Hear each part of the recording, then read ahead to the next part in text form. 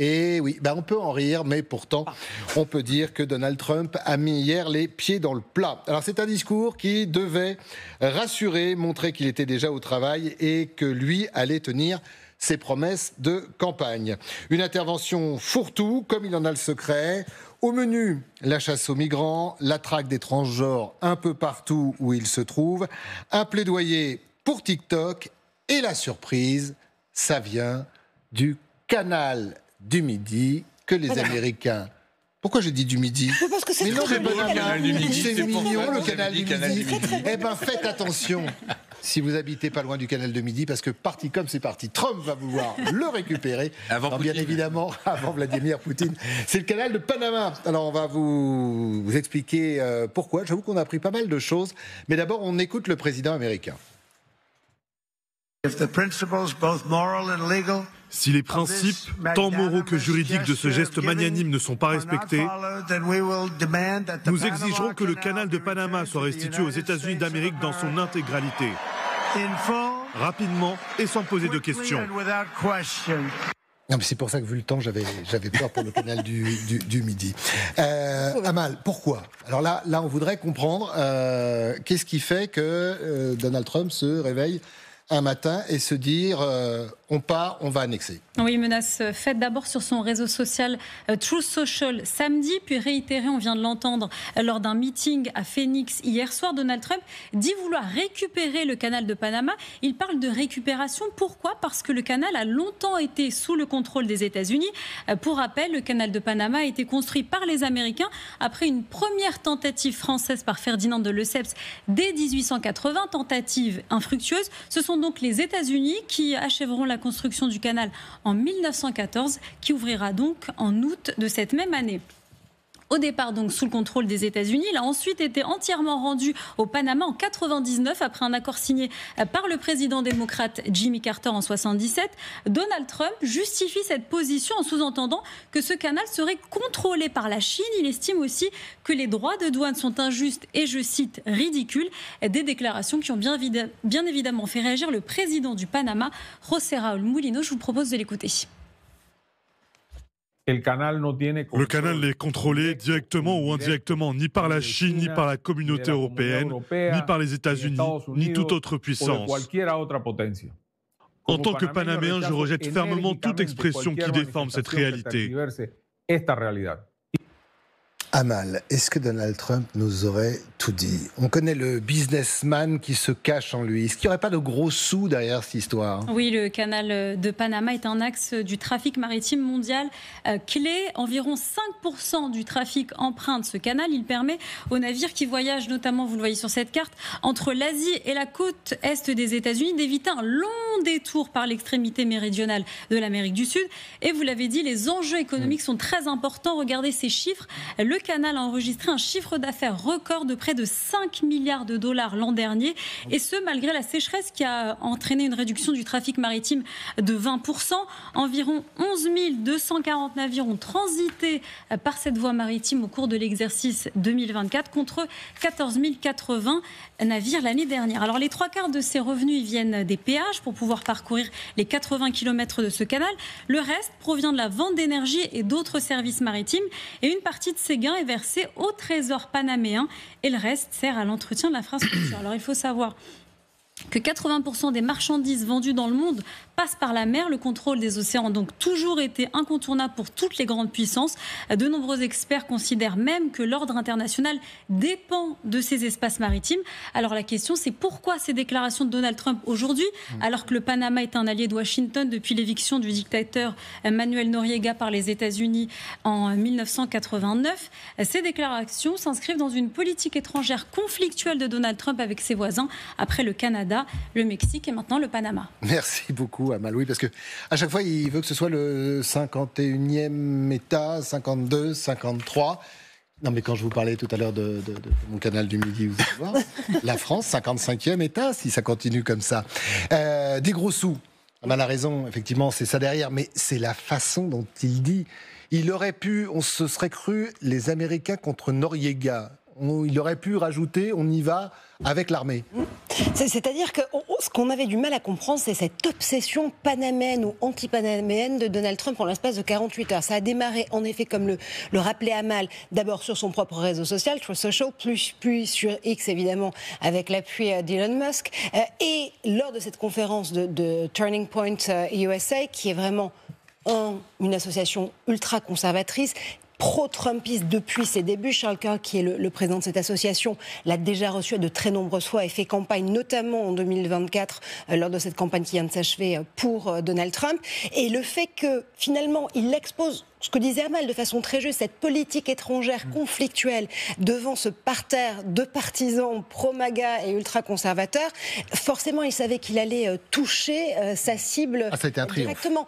L'idée, ce qu'on est en train de se dire là, que ce soit sur le canal de Panama, sur le Canada, vous le rappeliez Christophe, avec cette obsession d'en faire un 51e État américain en disant que Justin Trudeau, finalement... Il persiste et il signe, hein. Complètement. Chaque semaine. Il y a aussi une autre obsession qui commence à pointer depuis le mois d'août, c'est le Groenland. Il veut faire du Groenland finalement un territoire sous contrôle américain, alors que je rappelle que c'est un territoire autonome, sous contrôle en l'occurrence danois. Mais c'est comment est-ce que je vais, la meilleure défense étant l'attaque, comment est-ce que je vais finalement envoyer des signaux, même envers mes alliés, pour leur dire... Vous avez une question ? J'ai déjà la réponse en l'occurrence, et la réponse c'est USA.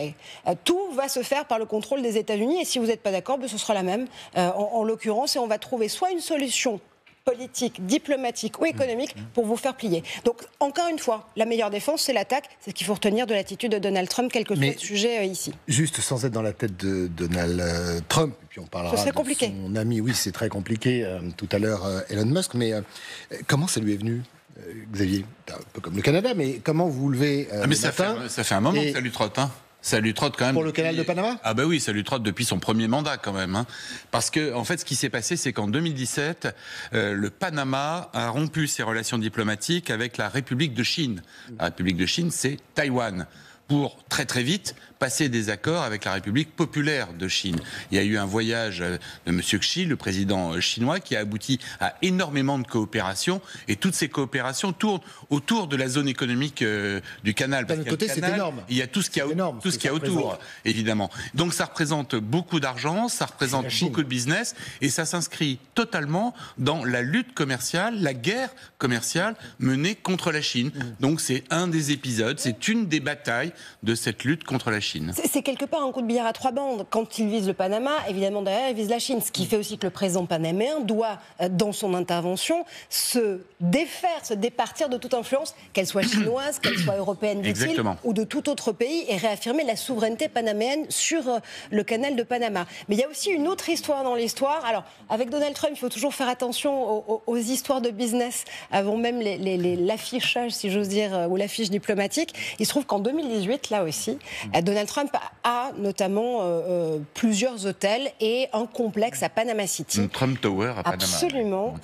Trump Ocean International. Et en 2018, le propriétaire de ce complexe à Panama City, qui est d'origine chypriote, a décidé d'enlever le mot Trump du panneau qui à l'arrivée de ce complexe hôtelier.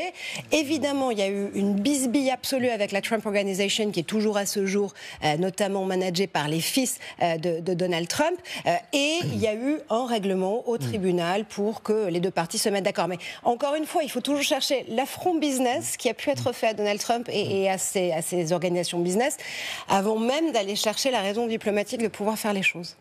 Général, on va peut-être écouter quand même le président panaméen, et parce que vous l'avez vu s'afficher très rapidement, on me dit qu'il est prêt. Écoutons-le, il a des choses à dire à Donald Trump. Et il n'est pas content. Le canal n'est contrôlé directement ou indirectement ni par la Chine, ni par la communauté européenne, ni par les États-Unis, ni toute autre puissance. En tant que Panaméen, je rejette fermement toute expression qui déforme cette réalité. Alors après cette déclaration, est-ce que vous pensez que Donald Trump a compris, bien évidemment? Et non, c'est là où il en remet une couche sur son réseau social personnel. Ça va s'afficher et voilà. C'est assez clair, en tout état de cause, il ne changera pas. Et alors, général, ce qui est assez intéressant, c'est que il ne changera pas, que ce soit pour le Panama, que ce soit pour la Chine, que ce soit pour le canal du Midi ou que ce soit pour n'importe qui. Non, mais c'est pour ça que je voulais. Pour le Canada, où il va faire tomber le gouvernement. Et le Canada, le gouvernement va tomber. Non, mais on est bien d'accord. Il y a eu des démissions absolument incroyables. Bon, voilà, donc c'était une boutade, mais ça en dit long quand même sur la politique qu'il entend mener. Et il s'est entouré de gens, on en reparlera dans un instant. Mais voilà, qui sont des théoriciens, qui ont travaillé et qui savent où ils veulent aller. La question est de savoir, est-ce qu'il y a une politique ? Parce que finalement, ça va dans tous les sens. Moi, je vais me rester sur Panama, parce que tout le monde en a pour 3 heures. Mais sur Panama, d'abord, il faut quand même rappeler que d'abord, le Panama n'a pas d'armée. Donc déjà, pour l'envahir, c'est facile. Il serait capable de faire ça ? Non. En 89, mais c'était pour faire tomber Noriega, donc c'est un peu différent. Ensuite, deuxième point quand même, le premier utilisateur du canal, ce sont les Américains. Et le deuxième, c'est la Chine. Voilà, donc c'est quand même, il y a des intérêts importants, avec effectivement des frais de transit extrêmement élevés. Et dernier point quand même, dont on n'a pas parlé, mais c'est peut-être pas dans l'esprit de Trump, mais il y a une forte sécheresse qui sévit à Panama, qui fait qu'il y a une forte hausse des frais de transit. Alors, ce qui fait que non seulement les frais ont augmenté, mais qu'en plus, les bateaux ne peuvent pas circuler comme ils l'entendent, car il n'y a pas assez d'eau pour circuler aussi rapidement qu'avant. Donc, on a un aspect, moi j'apprendrai uniquement le problème économique, et il y a sûrement un coût économique, peut-être pour les affaires de Trump, j'en sais rien, mais au moins pour les États-Unis, et que finalement, il serait presque dans sa logique économique de défendre les intérêts des États-Unis, même s'il le met avec des paroles qu'on ne peut pas croire. Mais néanmoins, on est dans la pression, on est dans l'offensive, on est là pour obtenir des résultats, intimider. Maintenant, aller jusqu'à reconquérir le Panama, j'en suis pas certain. Non, mais c'est intéressant, notamment ce que vous disiez, hein, Marjorie, c'est-à-dire que ça en dit long sur ce que sera la politique pendant ce qui est très les années Trump. Trump, c'est un transactionnel. L'art du deal, encore une fois, ça peut paraître cliché finalement ce qu'on est en train de se dire là, mais depuis son livre coécrit avec un journaliste, L'art du deal, finalement, on n'a pas fait mieux pour décrire, ou essayer de décrypter en tout cas, la façon dont Donald Trump fonctionne vis-à-vis, encore une fois, de ses alliés comme de ses adversaires. Ses alliés d'aujourd'hui peuvent être ses adversaires de demain, ses adversaires d'aujourd'hui peuvent être ses alliés de demain. Ça, mais c'est un problème alors, parce que la crédibilité, à quel point vous partez la guerre avec lui ? Vous pensez réellement que la crédibilité, la crédibilité, c'est celle qu'il se donne en l'occurrence. C'est la même chose que sur la question de la vérité. À partir du moment où il énonce un fait, pour lui, c'est la vérité. À partir du moment où il énonce une menace vis-à-vis d'un allié ou vis-à-vis d'un concurrent, pour lui, c'est déjà quasiment signé finalement, c'est quasiment réglé dans la façon dont lui fonctionne. Après qu'il arrive à pouvoir finalement former des alliances de circonstances pour pouvoir arriver à ses fins, c'est encore autre chose. Donc si demain il a besoin, on dit que la présidence 2.0 de Donald Trump pourrait être très anti-européenne. Si toutefois il avait besoin des Européens, il n'hésiterait pas à aller finalement les rechercher au moment où mais au niveau fiabilité, c'est compliqué, parce qu'il n'est pas président d'un petit pays. Il est président des États-Unis. Oui. Mais regardez typiquement, sur la première présidence de Donald Trump, Trump 1.0, on a cette première sortie du président Trump, plus président élu mais investi, lors d'un sommet du G7, où tous les autres chefs d'État et de gouvernement le regardent un petit peu, pas forcément en chien de faïence, mais un peu comme le chien au milieu du jeu de quilles. Inauguration de Notre-Dame, il n'est que président élu. C'est la première fois qu'un président élu fait une sortie hors des frontières américaines, en Europe qui plus est, pour Notre-Dame. Tout le premier rang, tout ce qui se fait de chef d'État et de gouvernement cette fois-ci, veut absolument être sur la photo avec lui serrer la main pour pouvoir lui dire un mot. On a changé de stature. Et je pense qu'on est aussi entré dans une ère, même en termes de diplomatie et de soft power ou de pouvoir économique, où on est dans l'ère de l'apparence. Finalement, il faut savoir adapter son GPS, si j'ose dire, stratégique, et se dire qu'il y a parfois des alliances de circonstances à faire.